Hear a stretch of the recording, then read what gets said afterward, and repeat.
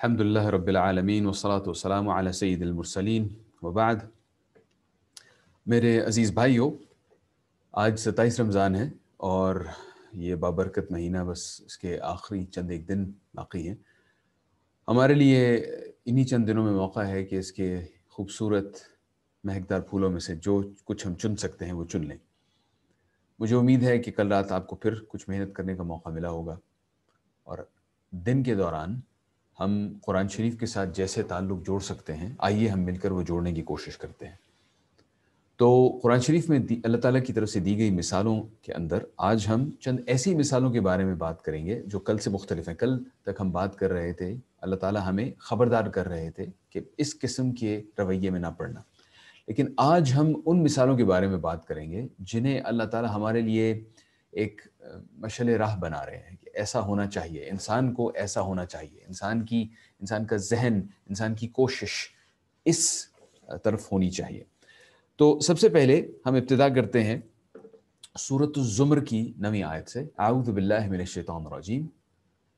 امن هو قانت آناء اللیل ساجدا وقائما یحذر الآخرة ویرجو رحمت ربہ۔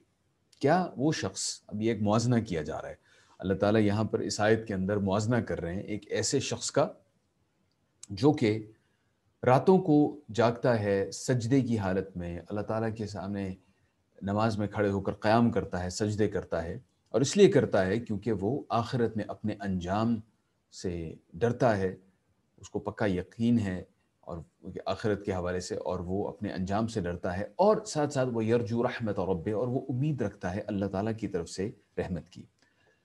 اچھا، اب ہم جب آیت کا یہ حصہ ہم نے سنا تو ہمیں اندازہ ہے کہ ایک موازنہ ہوگا، تو اس کے بعد ایک دوسرے شخص کا ذکر کیا جائے گا، دوسرے قسم کا شخص کا، لیکن آیت ایک طرح سے کچھ بدل جاتی ہے۔ اس کے بعد اللہ تعالیٰ کہتے ہیں قُلْ هَلْ يَسْتَوِي الَّذِينَ يَعْلَمُونَ وَالَّذِينَ لَا يَعْلَمُونَ، تو کہیے کیا ایسا شخص جو جانتا ہو وہ برابر ہے ایسے شخص کے جو نہ جانتا ہو؟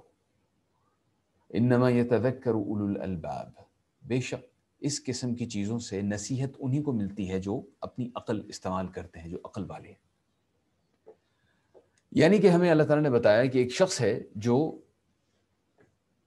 قیام اللیل کرتا ہے، رات کے وقت عبادت کرتا ہے، اور رات کے وقت عبادت کرنے میں ایک خاص، اس قسم کی عبادت میں ایک خاص چیز ہے۔ ایک تو یہ کہ اس وقت آپ کو کوئی اور دیکھ نہیں رہا ہوتا، صرف اللہ تعالیٰ ہیں اور آپ ہیں، اکیلے میں کی جاتی ہے اس طرح کی عبادت۔ دوسرا یہ، اس کے اندر محنت لگتی ہے، عام طور پہ جو محنت لگتی ہے اس سے زیادہ۔ تیسرا یہ کہ اگر کوئی شخص لگاتار اس قسم کی محنت کرے گا تو اس کا مطلب ہے کہ وہ کچھ چاہتا ہے، اور جو کچھ بھی وہ چاہتا ہے وہ بہت شدت سے چاہتا ہے۔ اللہ تعالیٰ ہمیں ایسی شخص کی مثال دے رہے ہیں، اس کے بعد کہہ رہے ہیں کہ کیا وہ شخص جو جانتا ہے اس کی طرح ہے جو نہیں جانتا، یعنی کہ ایسا شخص اس طریقے سے اس لیے کرتا ہے کیونکہ وہ کچھ جانتا ہے جو باقی لوگ نہیں جانتے۔ یہاں پر اہمیت اللہ تعالیٰ ہمیں بتا رہے ہیں، جاننے کی اہمیت، جسے ہم عام فہم زبان میں علم کہتے ہیں، اور میں علم کے بجائے لفظ معلوم ہونا یا جاننا جان بوجھ کر کیوں استعمال کر رہا ہوں، میں ابھی آتا ہوں اس کے اوپر واپس۔ تو سب سے پہلی بات تو ہم جاننے کے بارے میں یہ اسٹیبلش کر لیں کہ اگر کسی شخص سے اس کی رائے پوچھی جائے کسی معاملے میں، تو اس کے لیے ضروری ہے کہ اسے اس معاملے کا پتہ ہو۔ تو آپ سے پوچھا جائے آپ کی رائے کسی چیز کے بارے میں، دنیاوی معاملہ ہے، دینی معاملہ ہے، آپ سے آپ کی رائے پوچھی جائے، تو پہلا سوال آپ کو اپنے آپ سے یہ پوچھنا پڑے گا کہ بھئی جس چیز کے بارے میں پوچھا جا رہا ہے، میں اس چیز کے بارے میں جانتا بھی ہوں یا نہیں جانتا۔ ہم ایسے معاشرے میں رہ رہے ہیں، ایسے وقت میں رہ رہے ہیں جس میں ہر شخص کی رائے کی اہمیت بلا وجہ پیدا کر دی گئی ہے کہ بھئی آپ بتائیے آپ کا کیا خیال ہے، اور آپ بتائیے اس معاملے میں آپ کا کیا خیال ہے۔ ہم اپنے خیال کا اظہار تبھی کریں جب ہمیں اس معاملے کے بارے میں کچھ پتہ ہو، خاص طور پہ دینی معاملات میں، لیکن میں کہوں گا کہ دنیاوی معاملات میں بھی۔ قرآن شریف کا پہلا حکم کیا تھا؟ جو پہلی آیات نازل ہوئی تھی، حضرت جبریل علیہ السلام غار حرا کے اندر نبی کریم صلی اللہ علیہ وسلم کے پاس تشریف لائے تھے، اور انہوں نے سورۃ العلق کی پہلی 5 آیات نازل کی تھی، اور ان کی ابتدا ہوتی ہے اقرا سے۔ اقرا کا مطلب سیکھو، عام طور پہ لفظی ترجمہ کیا جاتا ہے پڑھو، لیکن فصحی عربی کے اندر اقرا کا مطلب سیکھو۔ اقرا بسم ربک الذی خلق، سیکھو اپنے رب کے نام سے جس نے پیدا کیا۔ خلق الانسان من علق، انسان کو پیدا کیا ایک اس کا ترجمہ عام طور پہ کیا جاتا ہے خون کے لوتھڑے سے، لیکن اس کا مطلب لفظی مطلب کچھ ایسے ہے کہ جیسے ایک چیز جو لٹکی ہوئی ہو یا لگی ہوئی ہو، علق۔ تو اقرأ بسم ربک الذی خلق، خلق الانسان من علق، اس کے بعد دوبارہ آتا ہے اقرأ، پھر سے سیکھو۔ پہلے کہا سیکھو اور اپنے رب کا نام لے کے سیکھو جس نے پیدا کیا، اور پیدا کرنا ایک ایسا عمل ہے جو کہ انسان نہیں کر سکتا۔ اس کے پاس جتنا بھی علم آ جائے، جتنی بھی سائنس ترقی کر جائے، ہم تخلیق نہیں کر سکتے۔ ہم بالکل یعنی کوئی چیز نہیں تھی اور وہ ہو گئی، ایسے کرنا ہمارے لیے ممکن نہیں۔ ہم مادے کو ایک صورت سے دوسری صورت میں بدل سکتے ہیں لیکن تخلیق نہیں کر سکتے۔ تو اللہ تعالیٰ وہاں پر حکم دے رہے ہیں سیکھو، اور بتا رہے ہیں کہ وہ رب جس نے پیدا کیا اس کے نام سے سیکھو۔ اس کے بعد دوبارہ کہتے ہیں اقرأ وربک الاکرم الذی علم بالقلم، سیکھو اور تمہارا رب بہت کریم ہے جس نے قلم سے سکھایا۔ یہ ایک ایسے علم کی اب بات ہو رہی ہے جو کہ انسان خود حاصل کر سکتا ہے۔ یعنی پہلے سیکھو، دین کا علم سیکھو، علم وحی سیکھو، ایسا علم سیکھو جو کہ تمہارے پاس خود نہیں آ سکتا تھا، اللہ تعالیٰ نے وحی کے ذریعے نازل کیا ہے، وہ علم سیکھو۔ اس کے بعد اگلی آیت کے اندر ہے کہ سیکھو اپنے رب کے نام سے جس نے قلم کے ذریعے سکھایا۔ علم الانسان ما لم يعلم، انسان کو وہ کچھ سکھایا جو اس کو نہیں معلوم تھا۔ تو اس میں دینی علم بھی ہے، دنیاوی علم بھی ہے، اور دونوں سیکھے جاتے ہیں اللہ تعالیٰ کے قریب جانے کے لیے۔ اس کا ثبوت میں نے قرآن شریف کی ایک آیت آپ کے سامنے رکھی ہے۔ اللہ تعالیٰ کہتے ہیں سورہ فاطر میں، اعوذ باللہ من الشیطان الرجیم، انما یخشی اللہ من عبادہ العلماء ان اللہ عزیز غفور، جو لوگ اللہ تعالیٰ کا خوف اپنے دل میں سب سے زیادہ رکھتے ہیں، جیسے ہم عام طور پہ کہتے ہیں خشیت کا مطلب صرف خوف نہیں ہوتا، اس میں محبت بھی شامل ہوتی ہے، خاص قسم کا خوف ہے۔ تو جو لوگ اللہ تعالیٰ سے کا خوف سب سے زیادہ اپنے دل میں رکھتے ہیں، خشیت اپنے زیادہ اپنے دل میں رکھتے ہیں، وہ ہیں جن کے پاس علم ہے، جن کو معلوم ہے۔ ان اللہ عزیز غفور، بے شک اللہ تعالیٰ انتہائی طاقتور اور انتہائی معاف کرنے والا ہے۔ علم کس چیز کا، کیا معلوم ہو؟ اب یہاں پہ ہمارے ذہن کے اندر ایک غلط فہمی پیدا ہو سکتی ہے کہ یہاں بات کی جا رہی ہے علماء کی، علماء یعنی مفتیان کرام اور جو بڑے بڑے علماء ہوتے ہیں ان کی بات کی جا رہی ہے، اور انسان اپنے آپ کو اس جگہ رکھتا ہے، یا کم از کم میں اپنے آپ کو اس جگہ رکھتا ہوں اور سوچتا ہوں یار وہ وہاں تک پہنچنے میں تو بہت وقت لگے گا، تو کیا میرے ذہن میں، میرے دل میں تبھی خشیت آئے گی جب میں وہاں پہنچوں گا؟ اصل میں بات یہاں پر یہ نہیں کی جا رہی، یہاں پہ بات کی جا رہی ہے کچھ بنیادی چیزوں کے بارے میں معلوم ہونے کی، جو کہ ہر مسلمان کے لیے معلوم ہونا فرض ہے۔ تو اگر مسلمان ان چیزوں کو حاصل کر لیتا ہے، ان چیزوں کا علم انسان کے پاس آ جاتا ہے، تو اس آیت کے مطابق ہم بھی ان علماء میں، ہم جیسے عام لوگ بھی اس آیت کے مطابق ان علماء میں شمار ہو سکتے ہیں جن کے دل میں اللہ تعالیٰ کی خشیت ہوتی ہے۔ وہ چیزیں کیا کیا ہیں جناب؟ ہمیں سب سے پہلے جاننے کی زندگی کا مقصد کیا ہے، اللہ تعالیٰ نے ہمیں کیوں پیدا کیا ہے۔ دوسرا، اللہ تعالیٰ کون ہے؟ ایک اور سوال ذہن میں آتا ہے انسان کہ اللہ تعالیٰ کون ہے، اللہ تعالیٰ کیسا ہے، اس کی صفات کیا ہیں، اللہ تعالیٰ کی نشانیاں کیسے پہچانی جائیں۔ اللہ تعالیٰ بار بار اپنی نشانیوں کا ذکر کرتے ہیں، اپنی آیات کا ذکر کرتے ہیں، تو ہم کیسے پہچانیں کہ اللہ تعالیٰ کی نشانیاں کیا کیا ہیں، ہمارے ارد گرد اللہ تعالیٰ کی نشانیاں ہیں، ہمیں کیسے پتہ چلے گا، اور اللہ تعالیٰ کی عبادت کیسے کی جائے، اس چیز کا علم۔ اور ان تمام چیزوں کی نشاندہی اللہ تعالیٰ نے اس آیت کی ابتدا میں کر دی ہے۔ میں دوبارہ سے آپ کے سامنے آیت رکھتا ہوں۔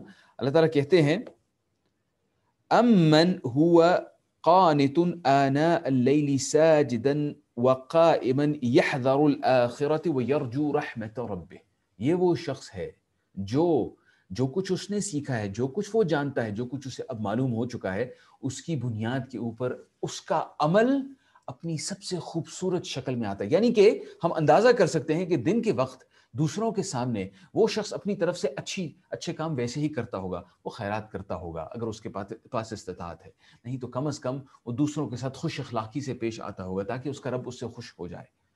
وہ اپنی طرف سے جو نیک کام کر سکتا ہے، مسجد میں مثال کے طور پہ جماعت کے ساتھ نماز پڑھنے سے لے کر روزہ رکھنے سے لے کر باقی جو بھی نیکیاں جن کے بارے میں ہم جانتے ہیں، وہ تمام کچھ کرتا ہوگا، لیکن اس کی اوج کمال کیا ہے کہ رات کے وقت جب اسے کوئی اور دیکھ نہیں رہا، جب اسے پتا ہے کہ صرف وہ ہے اور اس کا رب ہے، اس وقت وہ کھڑا ہوتا ہے قیام میں اور سجود کرتا ہے۔ یہ وہ شخص ہے جس نے وہ چیزیں معلوم کرنے کی کوشش کی، وہ سوال جن کے جواب ہم یہاں پر معلوم کرنے کی کوشش کر رہے تھے، جس کے بارے میں ہم نے یہاں پر بات کی، تاکہ اس کے دل میں خشیت پیدا ہو۔ یا وہ خشیت پیدا ہو گئی ہے تو پھر ہمیں وہ نظر آ رہی ہے اس کے اعمال کے اندر، اور اللہ تعالیٰ کہہ رہے ہیں کہ برابر نہیں ہے وہ شخص. سوال پوچھنے کا مقصد یہ ہے برابر نہیں ہے وہ شخص اس کے جسے جو نہ جانتا ہو. تو یہ جاننا, یہ جو بنیادی چیزیں جاننا, یہ ہمارے لیے ضروری ہے. اس کا اثر کیا ہوتا ہے, میں آپ کے سامنے ایک مثال رکھتا ہوں, ایک ایسی مثال جس سے آپ واقف ہیں. سیرت النبی میں ابتدائی دور میں نبی کریم صلی اللہ علیہ وسلم کے بالکل بچپن کے دور میں ایک واقعہ ہمارے سامنے آتا ہے. طبقات ابن سعد میں اس کا ذکر ہے. یہ وہ واقعہ ہے بحیرہ راہب کا. کہا جاتا ہے, اور ظاہری بات ہے ایسی چیزیں جو کہ نبی کریم صلی اللہ علیہ وسلم کی نبوت سے پہلے کی ہیں, ان کے بارے میں ہم ان کی اسناد کی اس طرح تحقیق تو نہیں کر سکتے, لیکن ہم بیان انہیں کر دیتے ہیں کہ بھئی اس طرح کا واقعہ بیان ہوا ہے. تو وہ ایک واقعہ یہ بیان ہوتا ہے کہ نبی کریم صلی اللہ علیہ وسلم حضرت ابو طالب کے ساتھ, اپنے چچا کے ساتھ تشریف لے گئے. تجارت کی غرض سے ابو طالب جایا کرتے تھے شام کی طرف. تو نبی کریم صلی اللہ علیہ وسلم ان کے ساتھ تشریف لے گئے. تقریباً 12 سال ان کی عمر تھی اس وقت. وہ قافلے کے ساتھ تشریف لے گئے, اور اس سے پہلے کہ وہ شام کے اندر داخل ہوتے, پہلے ایک شہر آتا ہے, اس شہر کا نام ہے بصرہ. وہ اب تک ہے. یہ شخص یہ شہر بصرہ سے مختلف ہے. بصرہ الگ ہے, بصرہ الگ ہے. تو بصرہ ابھی تک موجود ہے شام کے اندر. تو وہ بصرہ شہر میں پہنچے, اور وہاں پر ان کے قافلے نے پڑاؤ کیا, اپنا سامان رکھا جو بھی وہ تجارت کے لیے لائے تھے. اور قریب ہی ایک خانقاہ تھی جہاں پر کچھ عیسائی عبادت گزار رہا کرتے تھے, جنہیں ہم راہب کہتے ہیں. تو وہ اپنے زمانے کے مسلمان تھے. یہ نبی کریم صلی اللہ علیہ وسلم کے آنے سے پہلے کا واقعہ ہے. تو بیشتر عیسائی اس وقت 1 اور 3 والی عیسائیت میں یقین رکھتے تھے, لیکن کچھ ایسے بھی تھے جو اللہ تعالیٰ کی وحدانیت پر یقین رکھتے تھے. تو یہ راہب ویسے تھے. اب ان راہبوں میں سے ایک شخص تھا جس کا نام تھا بحیرہ. بحیرہ نے کچھ ایسی نشانیاں دیکھی, مثال کے طور پہ جن سے اسے لگا کہ یہاں پہ کوئی خاص بات ہے. وہ نشانیاں دیکھیں, اور میں ان نشانیوں کی وجہ سے یہ واقعہ آپ کے سامنے بیان کر رہا ہوں کہ وہ شخص جو جانتا ہے اور وہ جو نہیں جانتا وہ برابر نہیں ہے. بحیرہ عام لوگوں جیسا نہیں تھا. جو عرب حضرت محمد صلی اللہ علیہ وسلم کے ساتھ تشریف لائے تھے وہ نہیں جانتے تھے, حالانکہ ان کے ساتھ اللہ کے نبی صلی اللہ علیہ وسلم سفر کر رہے تھے. بحیرہ راہب کے ساتھ غالباً کچھ اور راہب بھی ہوں گے, شاید وہ بھی نہیں جانتے تھے, جس کی وجہ سے انہوں نے نہیں پہچانا. لیکن اس راہب نے دور سے دیکھا کہ ایک بادل ہے جو سایہ فگن ہے اس قافلے کے اوپر, اور اس راہب نے اللہ تعالیٰ کی نشانیوں میں سے ایک نشانی یہ نوٹ کرنی شروع کر دی. پھر وہ اس قافلے نے جہاں پڑاؤ کیا وہ بادل وہاں پر آ کے کھڑا ہو گیا, حتیٰ کہ ایک درخت ان کے پڑاؤ کی جگہ کے قریب تھا, اور اس راہب نے یہ نوٹس کیا کہ اس درخت کی شاخیں سبز ہونی شروع ہو گئیں. اس کے بعد بحیرہ راہب نے اس قافلے میں موجود لوگوں کو بلایا دعوت پر, اور لوگوں نے کہا کہ بھئی تم تو عام طور پہ بات بھی نہیں کرتے یہاں پہ آنے والے قافلوں سے, تم تو اپنی عبادت میں مصروف رہتے ہو, تم اپنی تعلیم میں مصروف رہتے ہو, تم تو عام طور پہ ایسے کام نہیں کرتے. تو اس نے کہا کہ ہاں میں بس دعوت کرنا چاہتا ہوں. تو قافلے کے لوگوں کو دعوت کے لیے بلایا, لیکن چونکہ نبی کریم صلی اللہ علیہ وسلم ان سب سے چھوٹے تھے تو انہیں سامان کے ساتھ چھوڑ دیا. اب وہ جب دعوت کے لیے آئے, کھانا کھانے لگے, تو بحیرہ قریب آیا اور اس نے ان تمام لوگوں کو غور سے دیکھا اور کہا کہ تم اپنے ساتھ کسی کو نہیں لائے ہو, کوئی ہے جسے تم اپنے ساتھ نہیں لائے ہو؟ انہوں نے کہا ہاں ایک لڑکا بالا ہے جسے ہم پیچھے چھوڑ آئے ہیں. تو بحیرہ نے کہا کہ بھائی یہ بہت بری بات ہے کہ میرے ہاں اس طرح کی دعوت ہو اور کوئی رہ جائے, اور میں جانتا ہوں کہ جس شخص کو تم چھوڑا ہے وہ تم میں سے ہی ہے, یعنی تمہارے قبیلے کا ہے, معزز قبیلے کا ہے, تو تم اس کو بھی لاؤ. تو حارث بن عبد المطلب کے بارے میں کہا جاتا ہے کہ وہ گئے اور وہ پھر نبی کریم صلی اللہ علیہ وسلم کو اٹھا کر اپنی گود میں لائے. بحیرہ نے ان کو دیکھا اور پوچھا کہ کیا اس شخص کا والد کون ہے؟ تو ابو طالب ڈر گئے کہ انہوں نے کہا یہ کیوں میرے بھتیجے کے اندر اتنی دلچسپی لے رہا ہے یہ راہب؟ تو انہوں نے کہا میں ہوں. تو بحیرہ نے کہا کہ نہیں, اس شخص کا باپ زندہ نہیں ہو سکتا. تو اس نے کہا کہ ہاں یہ میرا بھتیجا ہے. تو ماں کا کیا ہوا؟ پھر اس طرح سے کچھ اور سوال پوچھے, اور نبی کریم صلی اللہ علیہ وسلم کی حالات زندگی پتہ چلنے شروع ہو گئے. پھر بحیرہ نبی کریم صلی اللہ علیہ وسلم کے پاس گیا اور پوچھا کہ میں تمہیں لات اور عزیٰ کا واسطہ دیتا ہوں اور کہتا ہوں کہ تم مجھے میرے سوالوں کے جواب دو. تو نبی کریم صلی اللہ علیہ وسلم نے کہا کہ مجھے لات اور عزیٰ کا واسطہ نہ دو, مجھے ان سے بہت بغض ہے. تو پھر راہب نے کہا کہ میں تمہیں اللہ کا واسطہ دیتا ہوں, مجھے سوالوں کے جواب دو. تو اللہ کے نبی صلی اللہ علیہ وسلم نے کہا کہ پوچھو. یہ نبوت سے بہت پہلے کی بات ہے. خیر اس نے کچھ سوال پوچھے, نبی کریم صلی اللہ علیہ وسلم کی نشانیاں دیکھی, مہر نبوت وغیرہ دیکھی, اور اس کے بعد پھر ابو طالب سے کہا کہ تمہارے اس بھتیجے کی بہت عزت ہونے والی ہے، اسے آگے ملک شام میں نہ لے کے جاؤ کیونکہ یہودیوں سے خطرہ ہے، اسے واپس اس کے شہر میں پہنچا دو۔ تو جتنے لوگ اس قافلے میں موجود تھے ان سب نے محسوس کیا کہ ابو طالب کے بھتیجے کی اس راہب کے نزدیک بہت زیادہ عزت ہے، وجہ انہیں سمجھ نہیں آئی۔ میں واپس اس آیت پہ آتا ہوں جو کہ ہم یہاں پر جس کے بارے میں بات کر رہے ہیں۔ اللہ تعالیٰ نے کہا قُلْ هَلْ يَسْتَوِي الَّذِينَ يَعْلَمُونَ وَالَّذِينَ لَا يَعْلَمُونَ، کیا برابر ہے وہ لوگ جو جانتے ہیں اور وہ لوگ جو نہیں جانتے؟ یعنی کہ جوں ہم اللہ تعالیٰ کے دین کا علم حاصل کرنا شروع کرتے ہیں، حتیٰ کہ ہم جوں دنیاوی علم بھی حاصل کرنا شروع کرتے ہیں صحیح نیت سے، یعنی اللہ تعالیٰ کی قربت کے لیے ہم سائنس کا اور ریاضی کا علم مثال کے طور پہ حاصل کرنا شروع کرتے ہیں اللہ تعالیٰ کی قربت حاصل کرنے کے لیے، تو ہم میں اور باقی سب میں فرق پیدا ہونا شروع ہو جائے گا اللہ تعالیٰ کے نزدیک۔ وہ فرق دنیا میں بھی واضح ہوگا اور ہماری امید ہے کہ آخرت میں بھی واضح ہو۔ یہ جناب پہلی چیز تھی جو کہ ہم جس کے بارے میں ہم بات کرنا چاہ رہے تھے کہ اللہ تعالیٰ ہمیں ایک راستہ دکھا رہے ہیں ان کے قریب آنے کا، اور جو علم انسان کے اندر بڑھتا ہے تو انسان کے اندر امید یہ ہوتی ہے کہ انسان اپنے علم کو اپنے عمل میں لاتا ہے اور اس سے ایمان مضبوط ہوتا ہے۔ اس بارے میں ہم پہلے بھی بات کر چکے ہیں۔ اللہ تعالیٰ قرآن شریف میں ہمیں مثال دیتے ہیں ایک ایسے شخص کی جس کا ایمان مضبوط ہو چکا ہے، اور وہ آتی ہے جناب سورہ ابراہیم کی آیت نمبر 25 کے اندر۔ اللہ تعالیٰ کہتے ہیں اعوذ باللہ من الشیطان الرجیم الم تر کیف ضرب اللہ مثلا کلمۃ طیبہ، کیا آپ نے نہیں دیکھا کہ اللہ تعالیٰ نے ایک ایسی مثال دی جس کے اندر ایک کلمہ طیبہ کی بات ہے، کشجرۃ طیبۃ، جیسے کہ ایک اچھا درخت، ایک پاک درخت، ایک خوبصورت درخت، طیبہ اچھا درخت، اصلها ثابت، جس کی جڑیں بہت مضبوط ہیں، پھیلی ہوئی ہیں، اور جن کی وجہ سے درخت بہت مضبوط ہے، وفرعها فی السماء، اور اس کی جو شاخیں ہیں اوپر وہ بہت اوپر جا رہی ہیں، آسمانوں کو چھو رہی ہیں، تؤتی اکلها کل حین باذن ربها، جو کہ پھل دیتا ہے اپنے رب کے حکم سے ہر وقت، وَيَضْرِبُ اللَّهُ الْأَمْثَالَ لِلنَّاسِ لَعَلَّهُمْ يَتَذَكَّرُونَ، اور اللہ تعالیٰ مثالیں دیتے ہیں لوگوں کے لیے شاید کہ وہ نصیحت حاصل کریں۔ یہاں پر ایک خاص بات یہ ہے کہ اللہ تعالیٰ مثالیں دیتے ہیں، اور ہم پچھلے کچھ دنوں میں اللہ تعالیٰ کی دی ہوئی بہت ساری مثالیں قرآن شریف میں دیکھ چکے ہیں۔ اس آیت میں خاص بات ہے کہ اس آیت کی ابتدا میں اللہ تعالیٰ اس چیز کا ذکر کر رہے ہیں کہ کیا آپ نے نہیں دیکھا کہ اللہ تعالیٰ نے ایک مثال دی، یعنی یہ جو لفظ ہے نا، جو الفاظ ہیں الم تر کیف ضرب اللہ مثلا، یہ شروع میں جو آتے ہیں یہ اور کسی مثال کے ساتھ نہیں آتے، یعنی اس مثال کی بھی ایک خاص اہمیت ہے۔ اس مثال کے آخر میں اللہ تعالیٰ پھر کہتے ہیں وَيَضْرِبُ اللَّهُ الْأَمْثَالَ لِلنَّاسِ، اور اللہ تعالیٰ لوگوں کے لیے یوں مثالیں پیش کرتے ہیں۔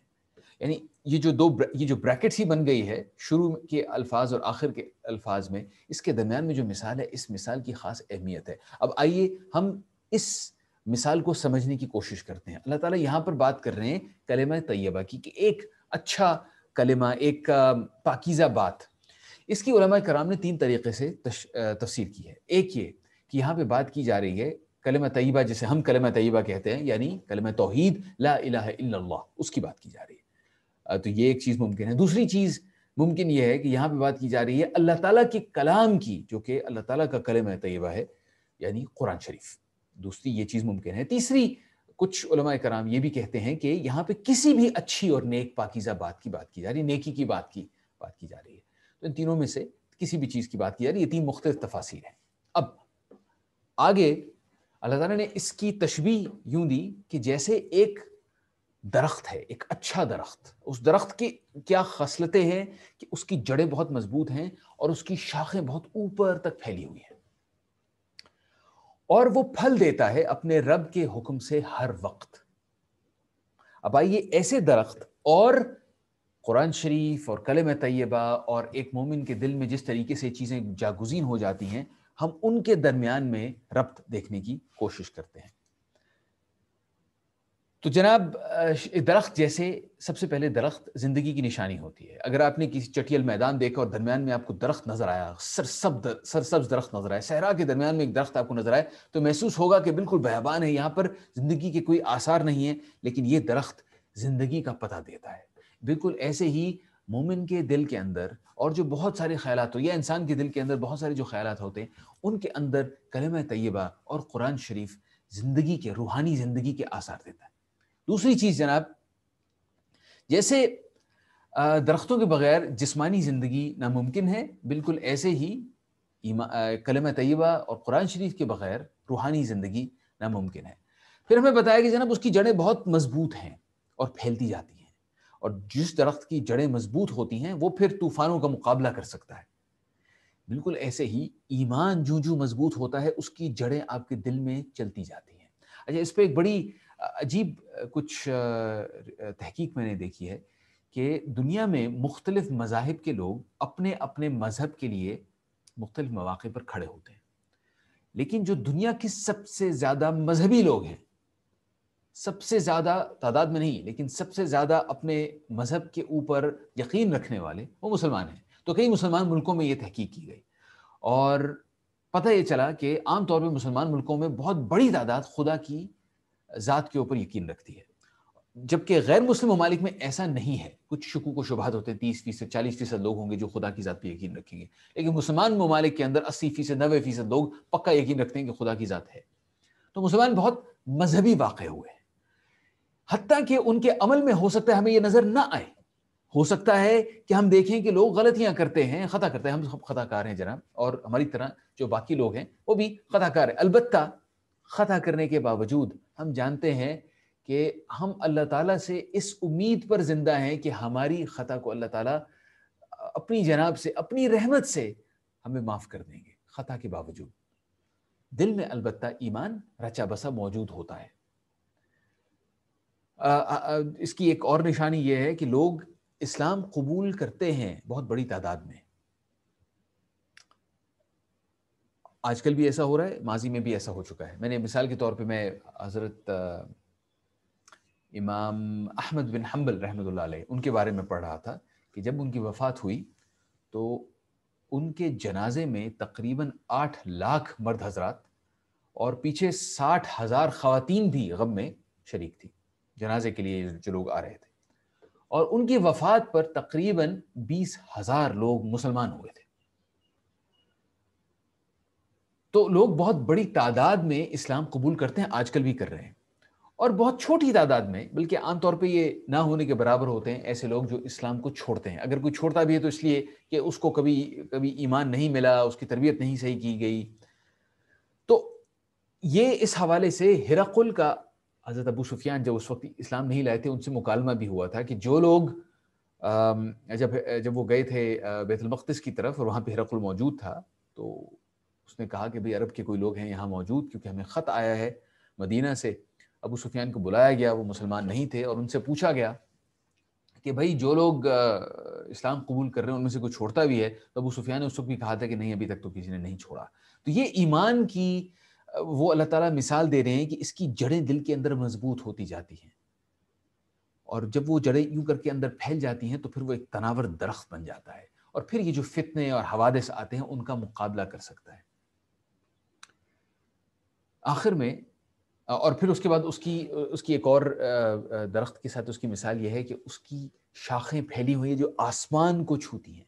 یعنی اس ایمان کا نتیجہ اس کے اعمال کی صورت میں نکلتا ہے، اور ان اعمال کا اللہ تعالیٰ کو پتہ چلتا ہے، اللہ تعالیٰ ان اعمال کو شمار کرتے ہیں، جیسے درخت کی شاخیں بہت اوپر تک پھیلی ہوتی ہیں. آخر میں جناب بات کی گئی پھل کے بارے میں کہ درخت پھل دیتا ہے، ہر موسم میں پھل دیتا ہے، اور ایسے ہی قرآن شریف اور کلمہ طیبہ سے ہمارے دل میں راسخ ہونے والا ایمان ہر صورت میں پھل دیتا ہے. مثال کے طور پہ کبھی آپ کو سکون چاہیے، آپ قرآن شریف کی تلاوت کرتے ہیں، دل کو سکون آتا ہے. آپ کو خوشی ہوتی ہے کہ کسی وقت قرآن شریف پڑھتے ہیں، دل کے اندر وہ ایک خوشی کی کیفیت طاری ہوتی ہے. کبھی کبھی انسان کو صبر چاہیے ہوتا ہے، پریشانی کی حالت ہوتی ہے، اس حالت میں انسان قرآن شریف پڑھتا ہے، دل کو صبر محسوس ہوتا ہے، قرار محسوس ہوتا ہے انسان کو. اس کے بعد یقین پیدا ہوتا ہے. جو ایک اضطراری کیفیت ہوتی ہے اس میں یقین پیدا ہوتا ہے کہ میرا رب ہے، مجھے دیکھ رہا ہے، میرے ساتھ ہے۔ پھر جناب موت کے وقت جب اضطرار اپنی انتہا کو پہنچ جاتا ہے تو اس وقت قرآن شریف پڑھنے والے کو اور کلمہ توحید میں یقین رکھنے والے کو اس وقت کلمہ نصیب ہوتا ہے۔ اور جیسے آپ کو معلوم ہے نبی کریم صلی اللہ علیہ وسلم کا ارشاد ہے من کان آخر کلامہ لا الہ الا اللہ دخل الجنہ، کہ جو شخص بھی ایسا ہو کہ اس کے آخری الفاظ لا الہ الا اللہ ہوں، یعنی وہ ظاہری بات ہے اگر وہ سو کو الفاظ کہے گا تو اس میں یقیناً پکا یقین رکھتا ہے تو پھر وہ جنت میں داخل ہوگا۔ اسی طریقے سے عذاب قبر سے بچاؤ کا ذریعہ بنتا ہے۔ قیامت کے دن جب سب لوگ ادھر ادھر بھاگ رہے ہوں گے، پریشانی کی حالت میں ہوں گے، اس وقت قرآن شریف اور کلمہ طیبہ انسان کی مدد کریں گے، جنت میں داخلہ ملے گا ان کی وجہ سے۔ اور ہماری امید ہے اللہ تعالیٰ ہم سب کے لیے ممکن بنائے کہ اللہ تعالیٰ کا دیدار نصیب ہوگا۔ تو یہ جناب وہ درخت ہے، وہ تناور درخت جو کہ انسان کو ایک انسان کے دل کے اندر ایسے زندگی پیدا کرتا ہے جیسے ایک درخت صحرا کے اندر آپ کو نظر آتا ہے۔ تو آخر میں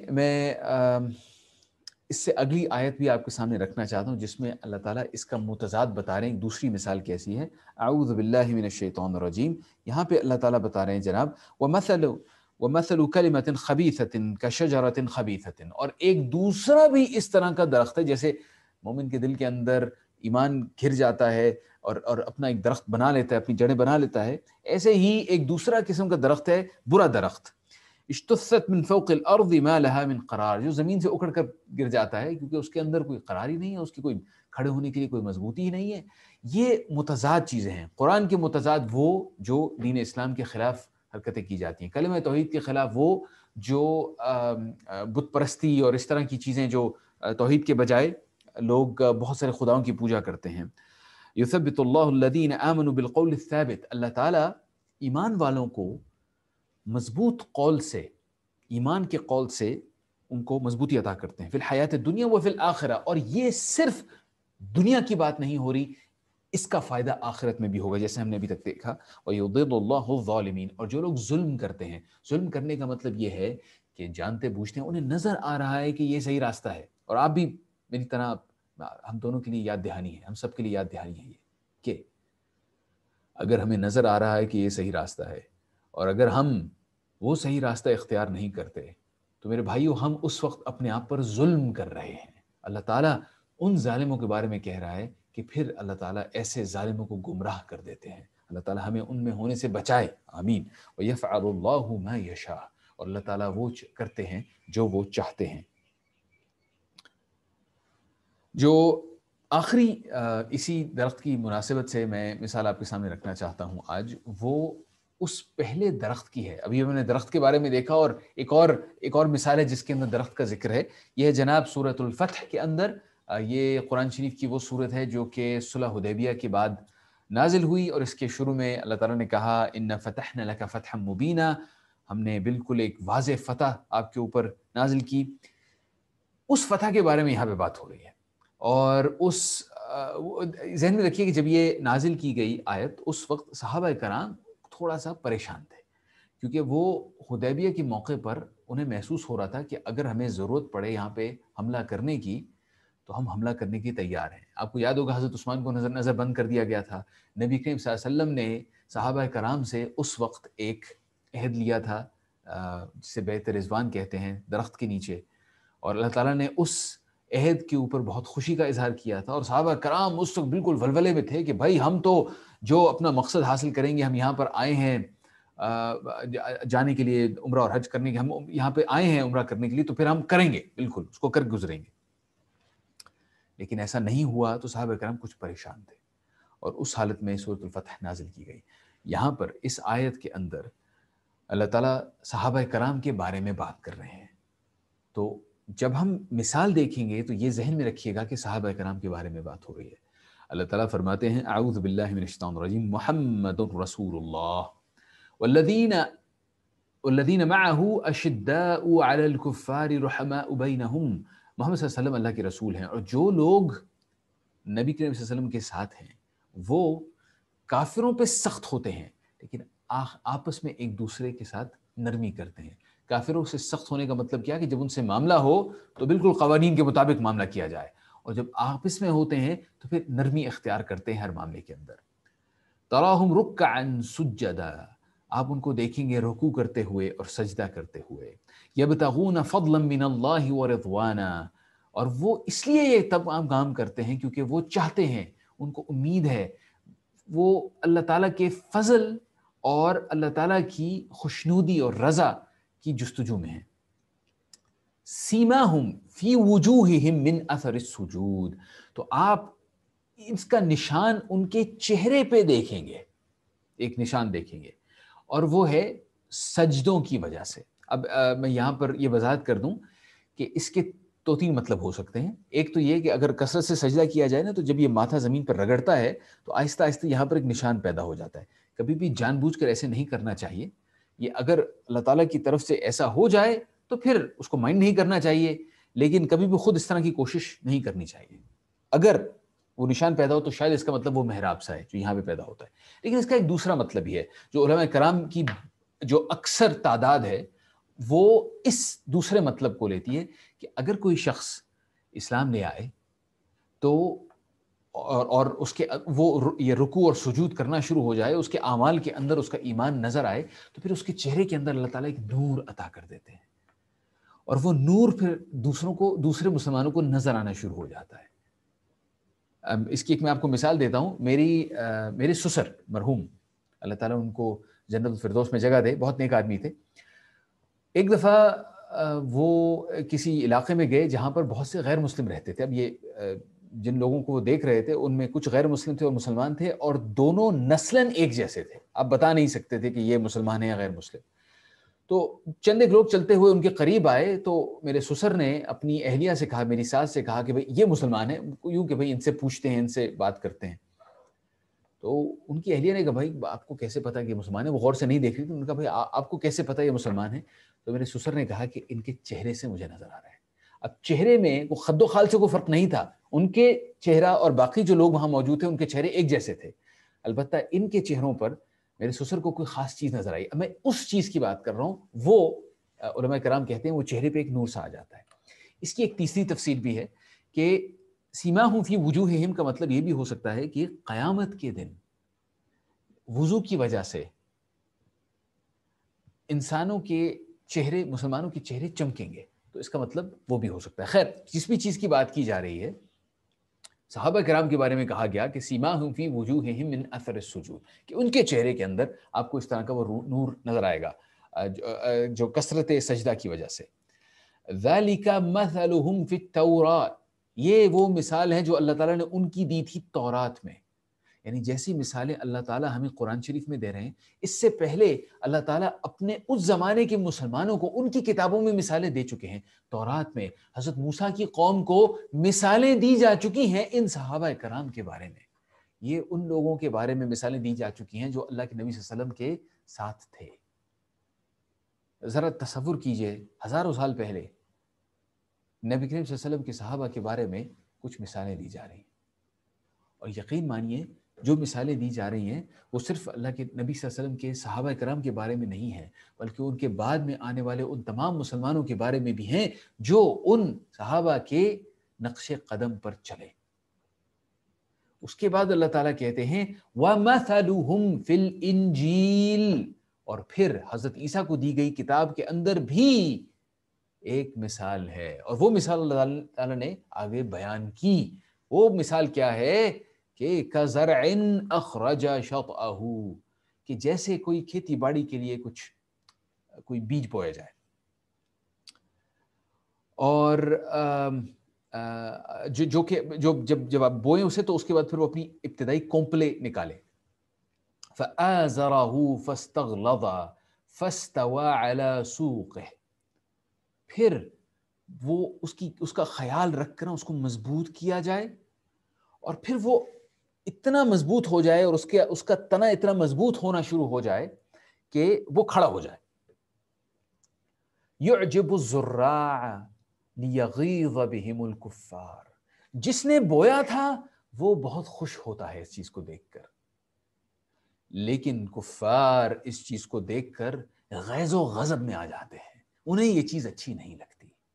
جس نے بویا تھا، اور علماء کرام کہتے ہیں یہاں پر کہ اس کی تفسیر یہ ہے کہ یہ نبی کریم صلی اللہ علیہ وسلم نے جو کھیتی لگائی اپنے صحابہ کرام کی صورت میں، صحابہ کرام کے اوپر ہم کہتے ہیں نا مکی دور میں جو صحابہ کرام کے اوپر 13 سال محنت کی گئی، وہ جو کھیتی اس وقت لگائی گئی، اللہ تعالیٰ اس کی مثال دے رہے ہیں انجیل میں حضرت عیسیٰ علیہ السلام کو اور ان کے ساتھ حواریوں کو، ان کے ساتھ کے مسلمانوں کو، کہ تمہارے بعد ایک نبی آئے گا اور وہ اس طریقے سے یہاں پر کھیتی لگائے گا، کھیتی انسانوں کی کھیتی لگائے گا، ان کے دل کے اندر ایمان کی کھیتی لگائے گا، اور وہ ایمان یوں بڑھے گا اور اس کے بعد وہ پھیلے گا، اور مدنی دور میں پھر ہمیں وہ پھیلتا ہوا نظر آتا ہے، حتیٰ کہ حجۃ الوداع کے اوپر 1,00,000 مسلمانوں کا ایک ہجوم موجود تھا نبی کریم صلی اللہ علیہ وسلم کے ارد گرد، تب وہ کھیتی پھل پھول گئی تھی، اور اس کو دیکھ کر نبی کریم صلی اللہ علیہ وسلم کا دل باغ باغ، ہمیں اللہ تعالیٰ بتا رہے ہیں، اور جو کفار تھے ان کے دل میں غیظ و غضب بڑھ گیا، کیونکہ وہ اس بارے میں کچھ کر نہیں پاتے تھے۔ وعد اللہ الذین آمنوا وعملوا الصالحات، اللہ تعالیٰ نے وعدہ کیا ہے ان لوگوں کے ساتھ جو ایمان لائے اور نیک عمل کیے، منہم مغفرہ وَأَجْرًا عَظِيمًا، کہ ان کو اللہ تعالیٰ معاف کریں گے اور ان کے لیے ایک عظیم اجر ہے۔ یہ وعدہ صحابہ کرام کے ساتھ بھی ہے اور یہ وعدہ ہمارے ساتھ بھی ہے۔ یہ جو درخت کی مثال ہے یہاں پر،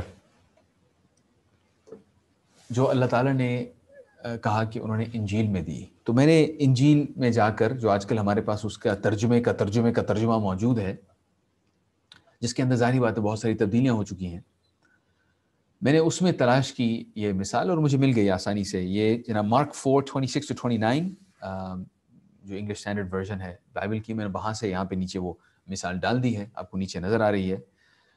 اس کو وہ لوگ کہتے ہیں پیربل آف دا سیڈ۔ یہ جناب یوں ہے، and he said the kingdom of God is as if a man should scatter seed on the ground. He sleeps and rises night and day, and the seed sprouts and grows, he knows not how. The earth produces by itself first the blade, then the ear, then the full grain in the ear. But when the grain is ripe, at once he puts in the sickle, because the harvest has come. یہ وہ مثال تھی اپنی اصل شکل میں جیسی بھی ہوگی، جو کہ اب اپنی مترجم شکل میں ہمارے سامنے اس طریقے سے موجود ہے، جس کے بارے میں اللہ تعالیٰ نے اس آیت میں ذکر کیا جو انہوں نے انجیل میں دی تھی۔ تو یہ جناب اس آیت کے حوالے سے ایک اہم چیز میں آپ کو یہاں بتانا چاہ رہا ہوں کہ حضرت حسن البصری نے اس آیت کے حوالے سے کہا کہ اس میں اس کھیتی کی 4 سٹیجز کا یا منزلوں کا ذکر ہے۔ اس میں سے پہلی والی ہے بیج۔ تو حضرت حسن البصری نے کہا کہ ان کی تفسیر میں یہ بات ہو رہی ہے نبی کریم صلی اللہ علیہ وسلم کی، وہ بیج تھے۔ اس کے بعد اس میں سے جو پہلی کومپل نکلی وہ حضرت ابو بکر تھے۔ اس کے بعد جو مضبوط تنا نکلا وہ حضرت عمر تھے۔ اس کے بعد جب وہ بڑا ہو گیا تو وہ حضرت عثمان تھے، اور جب وہ پھیل گیا تو وہ حضرت علی تھے۔ حضرت امام مالک رحمۃ اللہ علیہ کے زمانے میں ایک شخص ان کے پاس آیا اور ان کی محفل میں اس نے جو صحابہ کرام تھے ان کے خلاف عجیب عجیب باتیں کرنی شروع کر دیں۔ اس زمانے میں ایک فتنہ پھیل چکا تھا اور اس فتنے کا شکار ہو چکا تھا وہ آدمی، اور وہ آ کر پھر اس نے حضرت امام مالک کی محفل میں اس طرح کی کچھ باتیں کی۔ امام مالک نے رحمۃ اللہ علیہ اس آیت کا ذکر کیا اور کہا کہ اس آیت میں کہا گیا ہے کہ جب وہ صحابہ کرام کی کھیتی پھلتی پھولتی ہے تو اس کو دیکھ کر جو لوگ سب سے زیادہ غیظ و غضب کرتے ہیں وہ کفار ہیں۔ تو جو شخص بھی صحابہ کرام کے بارے میں اس طرح کے الفاظ کہتا ہے وہ دیکھ لے کہ قرآن شریف ان کو کس زمرے میں ڈالتا ہے، اور ڈر جائیں اور اس چیز سے باز آ جائیں۔ حتیٰ کہ علماء کرام نے یہاں تک کہا ہے کہ جو سورۃ الفتح کے اندر جس فتح کی بات کی گئی ہے اس کی ایک تفسیر یہ بھی ہے کہ فتح سے مراد صرف صلح حدیبیہ ہی نہیں تھی، فتح سے مراد صحابہ کرام بذات خود تھے، وہ ایک فتح تھے جو نبی کریم صلی اللہ علیہ وسلم کو عطا کی گئی، اور صحابہ کرام کی طرح اپنی نیت صاف کر کے، علم حاصل کر کے، جیسے ہم نے کہا کہ بنیادی چیزیں ان کا علم حاصل کرنا ہم سب پہ فرض ہے، اور उस इल्म के ऊपर फिर अमल करके और लगातार मेहनत करके सहाबा करम बनना तो खैर बहुत ऊंची बात है, अलबत्ता हम उन खूबियों के मुस्तहिक हो सकते हैं जिनका अल्लाह ताला ने इस आयत में जिक्र किया है। अल्लाह ताला इसे हम सब के लिए मुमकिन बनाए, आमीन। आज के अमल के हवाले से मेरी आपसे गुजारिश है कि दीन के इल्म की जो बुनियादी चीज़ें हैं उनको सीखने का हम सब तहिया करें और आज से ही उसकी इब्तिदा कर दें। उसके लिए अपना कुछ निज़ाम बना लें कि किस तरीके से हम सीखेंगे। उसका तरीका ये होगा कि इल्म की कोई महफ़िलें होंगी, उनसे हम जुड़ जाएँ और अपने वक़्त का एक मख़सूस हिस्सा, जो बहुत ज़्यादा होना ज़रूरी नहीं, एक मख़सूस हिस्सा, एक आलिम दीन है वो कहा करते थे कि भई अगर आप रोज़ के 15 मिनट रख लें, सिर्फ़ 15 मिनट, और आप मुख्तस कर लें कि भई ये 15 मिनट में रोज़ कुछ ना कुछ सीखूँगा और जो कुछ मैं सीखूँगा उसको ज़बानी याद करने की कोशिश करूँगा, सिर्फ़ 15 मिनट के लिए। तो वो जो रोज़ के 15 मिनट हैं, वो आहिस्ता-आहिस्ता आपके इल्म के अंदर ऐसे इज़ाफ़ा करते जाएँगे कि आपको खुद यकीन नहीं आएगा कि अल्लाह ताला कैसे उसके अंदर बरकत डालते हैं। मैं एक दफ़ा फिर इस चीज़ का इयादा कर दूँ कि हर शख्स के लिए आलिम बनना ज़रूरी नहीं है, लेकिन हर शख्स ने जाहिल भी नहीं रहना। अल्लाह ताला हम सबको अमल करने की तौफ़ीक़ अता फ़रमाए और हमारे इस अमल को जो हम यहाँ पर कर रहे हैं, इस महफ़िल में जुड़कर, अल्लाह ताला इसे हमसे कबूल कर ले। सुब्हानक व बिहम्दिक अशहदु अन ला इलाहा इल्ला अंत अस्तगफिरुका व अतूबु इलैक। बिस्मिल्लाहिर रहमानिर रहीम। वल अस्र इन्नल इंसान लफ़ी खुस्र इल्ला लज़ीना आमनु व अमिलुस